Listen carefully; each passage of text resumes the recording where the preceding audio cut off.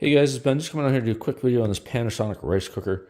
This here is a pretty sleek design. It's compact, doesn't take up too much space on your countertop or in your cupboard if you're storing it.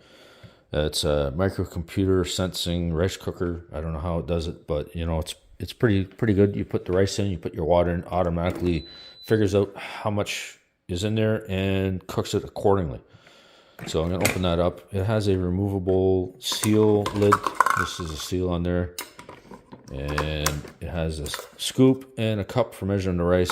It has indicators on this removable bowl. This is a pretty good, solid, sturdy bowl. And this is a 4-cup rice cooker. So you put your rice in and then you put the water in accordingly to the measurements here on the side. Close the lid, select on the menu whether it's white rice, brown rice, want a quick cook or slow cook. Looks like you can do oatmeal in it and a bunch of different things. It also has a keep warm button. You press the start button and it automatically figures out what's in there and will cook accordingly.